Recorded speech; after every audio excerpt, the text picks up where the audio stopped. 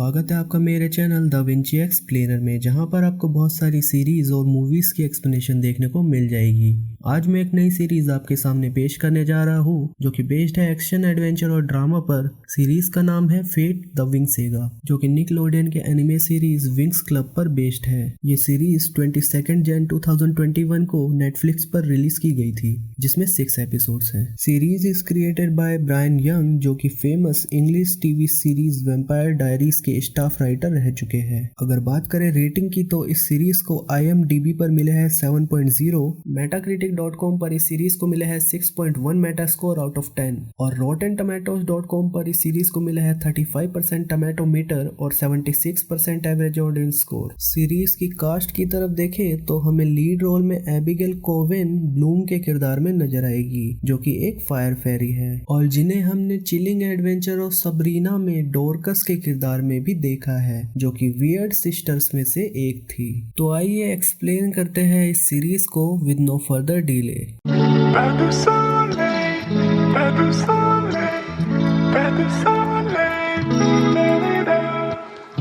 Episode start होता है और हम देख पाते हैं एक ओल्ड मैन को, जो कि अपनी खोई हुई शिप को ढूंढ रहा था। वो ओल्ड मैन एक अननोन क्रीचर द्वारा मारा जाता है। नेक्स्ट सीन में हम एल्फिया कॉलेज को देख पा रहे थे, जो कि मैजिकल बैरियर से प्रोटेक्टेड था। आपको बता देना चाहता हूँ कि एल्फिया कॉलेज में फेरीज यानी कि परियां जादू सीखने आती है। कॉलेज न्यू स्टूडेंट के क्राउड से भरा था और उस क्राउड में हम एक गर्ल को देख पा रहे थे जिसका नाम ब्लूम था। आपको बता देना चाहता हूँ कि ब्लूम एक फायर फेरी है जिसके पास फायर की पावर है। ब्लूम को यहाँ पर एक गर्ल से मिलना था जिसका नाम स्टेला था। हम देखते हैं कि एक बॉय जिसका नाम स्काई था, वो ब्लूम के पास आता है और उससे फ्लर्ट करता है। स्काई ब्लूम को कॉलेज का छोटा सा इंट्रोडक्शन देता है और वो ये सुनकर चौंक जाता है कि ब्लूम कैलिफोर्निया से है, जिस पर हमें रिवील होता है कि एल्फिया कॉलेज एक सोलारिया नाम की जगह पर है और सोलारिया एक डिफरेंट वर्ल्ड है। और ये अजीब था कि ब्लूम ऐसी जगह से आई थी जहाँ पर इंसान रहते हैं और इंसानों के पास रियल वाला मैजिक नहीं होता है। जब ब्लूम स्काई से बात कर रही होती है तो एक गर्ल उन्हें दूर से देखकर जेलस हो रही थी। ब्लूम उस गर्ल के पास जाती है और हमें पता चलता है कि वो गर्ल स्टेला है। आपको बता देना चाहता हूँ कि स्टेला को यहाँ पर मिस डॉलिन ने भेजा था, जो कि एल्फिया कॉलेज की हेड मिस्ट्रेस थी,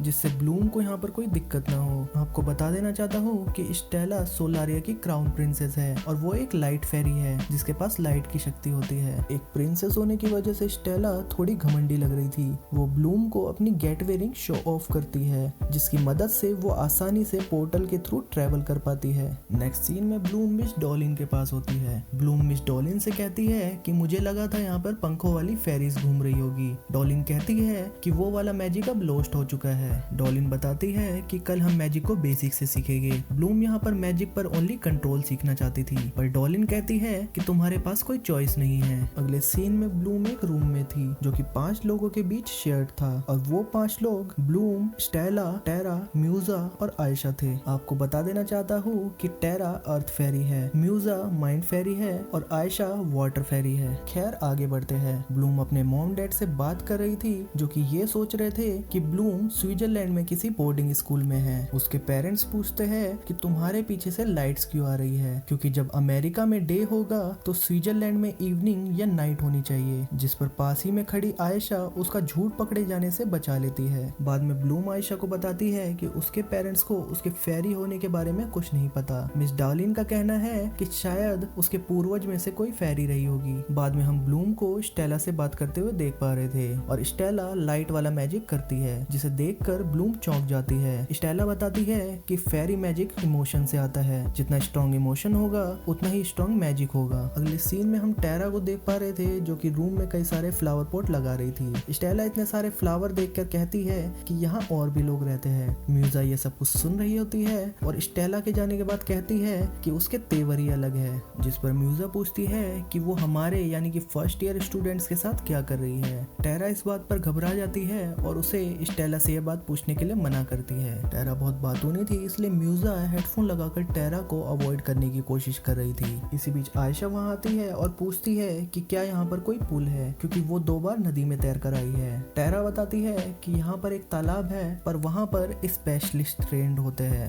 आपको बता देना चाहता हूँ कि स्पेशलिस्ट ट्रेंड वॉरियर होता है जिनका काम होता है सोलारिया को डेंजरस क्रिएचर से बचाना, जिनको हम बर्न वन या भस्म शक्ति कहते हैं, और स्पेशलिस्ट एल्फिया में ट्रेन किए जाते हैं। नेक्स्ट सीन में हम कई सारे लोगों को फाइटिंग करते हुए देख पा रहे थे जो कि स्पेशलिस्ट बनने के लिए ट्रेनिंग ले रहे थे। इन सभी के बीच हम स्काई और रिवन को भी देख पा रहे थे। यहाँ पर हमें स्पेशलिस्ट के टीचर सिल्वा को भी दिखाया जाता है जो कि न्यू स्टूडेंट्स की क्लास ले रहे थे। वो स्टूडेंट्स के सामने स्काई से फाइट करते हैं और उसकी तारीफ करते हैं और साथ ही में बताते हैं कि स्काई के फादर भी एक अच्छे वॉरियर थे। सिल्वा जब स्पीच दे रहे थे तो हम एक न्यू कमर को हंसते हुए देख पा रहे थे जिसका नाम डेन था। डेन बताता है कि उसे भस्म शक्ति पर विश्वास नहीं है, जिस पर सिल्वा बताते हैं कि कैसे चाइल्डहुड में उनके फादर भस्म शक्ति द्वारा मारे गए थे, और वो बताते हैं कि भस्म शक्ति के काटने पर इंसान उनमें कन्वर्ट हो जाते हैं और कॉलेज के चारों तरफ मैजिक बैरियर उन्हीं से प्रोटेक्शन के लिए बनाया गया है। अगले सीन में हम स्पेशलिस्ट स्टूडेंट रिवन को देख पाते हैं जो कि स्मोकिंग करने के लिए बैरियर के बाहर गया था और उससे उसी ओल्ड मैन की लाश दिखाई देती है जो कि एपिसोड के स्टार्टिंग में मारा गया था। उसके बाद हम उस जगह पर डॉलिन, सिल्वा और बेन को देख पा रहे थे। आपको बता देना चाहता हूँ कि बेन एल्फिया कॉलेज में प्रोफेसर है और वो ग्रीन हाउस में काम करते हैं जहाँ जड़ी बूटी का काम होता है, और वो टेरा के फादर भी है। बेन उस ओल्ड मैन की बॉडी को चेक करता है और बताता है कि ये काम भस्म शक्ति का है। डॉलिन उस ओल्ड मैन की बॉडी को वहाँ से हटाने के लिए कहती है क्योंकि इससे कॉलेज में रूमर फैल सकती थी। नेक्स्ट सीन में एक गर्ल डॉलिन के ऑफिस में एंटर करती है जिसका नाम बेट्रिक्स था। आपको बता देना चाहता हूँ कि बेट्रिक्स एक एयर फेरी है। वो सेक्रेटरी के रोकने के बाद भी गेट पे नॉक कर देती है। डॉलिन गेट खोलती है और बेट्रिक्स बताती है कि वो उनकी बहुत बड़ी फैन है और अपना जबरदस्ती का इंट्रोडक्शन देती है, पर डॉलिन बताती है कि वो बिजी है और उसके फेस पर गेट को बंद कर देती है। नेक्स्ट सीन में हम ब्लूम को देख पा रहे थे जो कि ओरिएंटेशन पार्टी में थी और वो स्काई से बात कर रही होती है। तभी वहाँ स्टेला आती है और स्काई को बुलाती है और ब्लूम वहाँ से चली जाती है। स्टेला स्काई को बताती है कि ब्लूम उसके साथ रहती है। स्काई कहता है कि तुम क्या चाहती हो कि मैं ब्लूम से बात ना करूं, और मुझे पता है कि जब तुम्हें गुस्सा आता है तो क्या होता है। ये कहकर स्काई वहाँ से चले जाता है। अगले सीन में हम रिवर में स्विम करती हुई आयशा को देख पा रहे थे जो कि ब्लूम को बैरियर से बाहर जाती हुई देखती है। हम ब्लूम को एक जगह पर खड़े देख पा रहे थे और वो फायर मैजिक करने की कोशिश कर रही थी पर उससे कोई मैजिक नहीं हो पा रहा था, और वो स्टेला की बात याद करती है कि मैजिक इमोशन से आता है, जिस पर वो अपना फोन निकालती है और उसमें एक इमोशनल फोटो फाइंड करने की कोशिश करती है। फोन में उसे एक जले हुए रूम की फोटो दिखती है जिसे देखकर वो इमोशनल हो जाती है, जिससे ब्लूम अब फाइनली फायर मैजिक कर पा रही थी। पर थोड़ी ही देर में हम देख पा रहे थे कि वो अपनी फायर से कंट्रोल खो चुकी है। तभी वहाँ आयशा आती है और ब्लूम उसे वहाँ से जाने के लिए कहती है और ब्लूम की अनकंट्रोल फायर आयशा की तरफ आने लगती है, पर आयशा जो कि एक वाटर फेरी थी वो वाटर यूज करके फायर को डिसअपियर कर देती है। नेक्स्ट सीन में ब्लूम और आयशा कॉलेज में थे और ब्लूम आयशा को कहती है कि तुम्हें वहाँ नहीं आना चाहिए था और अपने आप को एक अनपरफेक्ट फेरी बताती है। वो बताती है कि उसकी मॉम से नहीं बनती है और एक दिन झगड़ा होने पर उसने अपनी मॉम को ऑलमोस्ट जला दिया था और आगे से वो किसी को चोट ना पहुंचाए इसलिए वो वेयर हाउस में सोने लगी। पर एक दिन मिस डॉलिन ने उसे ढूंढ लिया। आयशा उसे बताती है कि वो भी एक परफेक्ट फेरी नहीं है क्योंकि उसने भी कई बार रॉन्ग मैजिक किया है। आयशा कहती है कि तुम्हारे मॉम एंड डैड इंसान हैं, कहीं तुम अडॉप्टेड तो नहीं हो।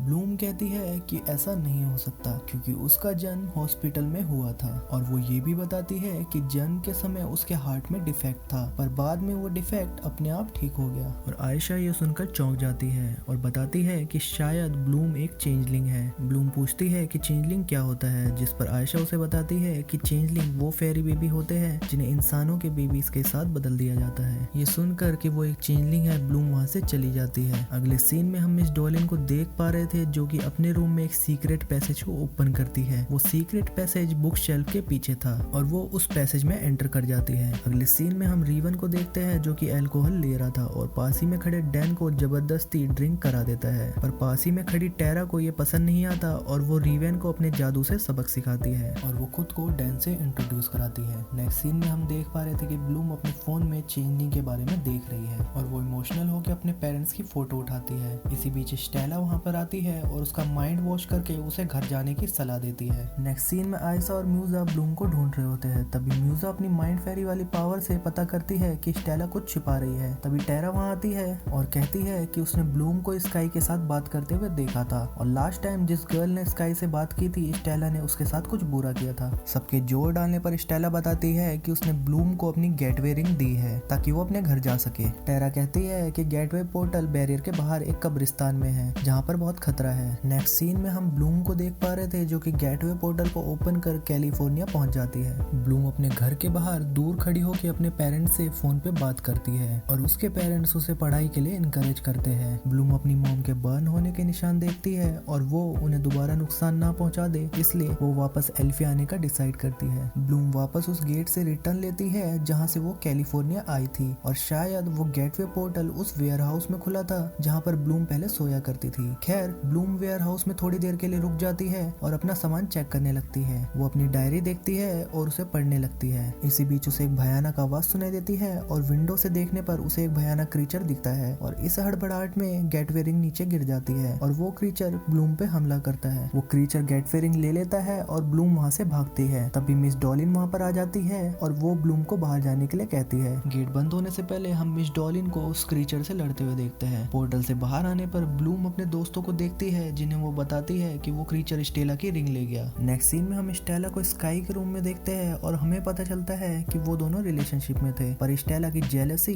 और किसी गर्ल को नुकसान पहुंचाने से उन दोनों में ब्रेकअप हो गया। स्टेला अपने द्वारा पास्ट में की गई गलतियों की स्काई से माफी मांगती है और हमें लगता है कि स्काई ने शायद उसे माफ कर दिया है। वहीं दूसरी तरफ आयशा ब्लूम से कहती है कि मिस डॉलिन उस क्रीचर यानी कि भस्म शक्ति को देख लेगी और उसे इंसानों की दुनिया में नहीं छोड़ेगी, जिसे सुनकर ब्लूम रिलैक्स हो जाती है। अगले सीन में हम बेट्रिक्स को देख पा रहे थे जिसके हाथों में कई सारी बुक्स थी और जिससे रास्ते में खड़ा रिवेन फ्लर्ट करता है। नेक्स्ट सीन में हम म्यूजा को देख पा रहे थे जो कि टेरा को बताती है कि वो सभी के इमोशन फील कर पाती है और जो उसे डिस्ट्रैक्ट करते हैं, इसलिए वो हेडफोन लगाती है ताकि खुद पर ध्यान दे सके। नेक्स्ट सीन में हम मिस डॉलिन को सिल्वा से बात करते हुए देख पा रहे थे और वो उन्हें बताती है कि उसने बैन से एक ऑयल बनवाकर उस भस्म शक्ति को दे दिया है ताकि वो बेहोश रहे और बाद में वो उससे इंफॉर्मेशन निकलवा सके कि वो यहाँ क्या कर रहा है। वो उसे ये भी बताती है कि इंसानों की दुनिया में उसे एक चेंजलिंग मिला है जो कि 16 साल पहले छोड़ी गई थी, जिस समय लास्ट भस्म शक्ति दिखाई दी थी। मिस डॉलिन कहती है कि ये सब घटनाएं एक दूसरे से कनेक्टेड है और रोजलिन ने उनसे बहुत कुछ छुपाया है। आपको बता दूं कि रोजलिन के बारे में हमें आने वाले एपिसोड में पता चलेगा। एपिसोड के आखिरी सीन में हम देख पा रहे थे कि किसी ने बेहोश भस्म शक्ति को जगा दिया है और वो पर्सन और कोई नहीं बल्कि बेट्रिक्स थी और इसी के साथ एपिसोड 1 एंड हो जाता है। आई होप कि आपको ये एक्सप्लेनेशन पसंद आई होगी और मिलते हैं नेक्स्ट एपिसोड के साथ। तब तक के लिए बाय बाय।